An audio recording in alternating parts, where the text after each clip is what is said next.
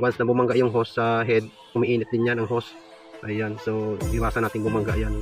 Kaya ang gagawin natin, babawasan tayo dito ng konti para mahila. Ano no, maangat itong yan o, dapat ganyan o, yan yung hose natin. So yun lang din ang napansin ko, kaya matagal lumamig yung natin yung temperature, kasi palagay ko lang din hindi ko lang alam sa inyo, basta yun lang din ang sa palagay ko lang.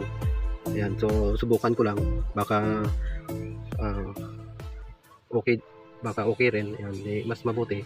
So ayan lang mga bossing, so babawasan natin dito kunti lang para maangat itong hose, kasi napansin ko bumabangga so dapat niyan bumangga sa head kasi mainit ang head.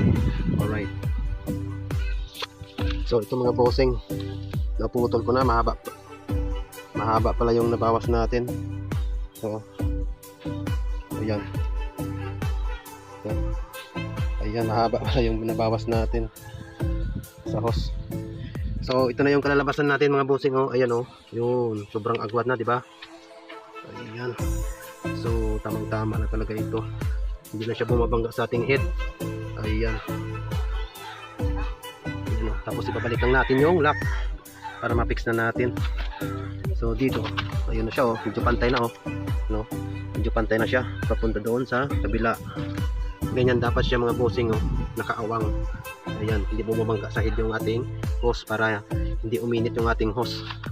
Ayan, pag umandar na yung pan natin, madaling lumamig yung coolant kasi hindi na tumatama yung hose dito sa head, na sanhi rin para uminit yung coolant na dumadaan dito.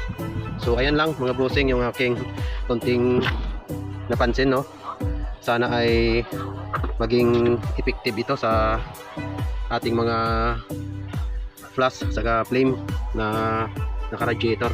Ayan alright, so napaganda na alright, so ayan lang mga bossing So salamat niya pala kay Boss Musikaniko sa kanyang idea tungkol doon sa receiver ng ating coolant. Nilagyan niya ng hose at ayun, sinundan ko rin at ginaya yung kanyang idea, kaya ayun, okay na yung ating coolant, hindi na siya bumabawas ng basta-basta. Ayan so nakapag long ride na tayo, pero ayan kakaunti lang talaga dito, yan nang dinagdagan ko hanggang dito, pero yung bawas hanggang dito.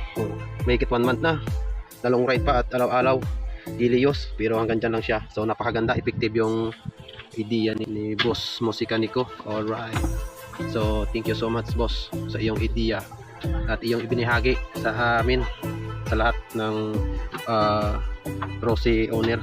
Thank you for watching mga bossing, and ride safe.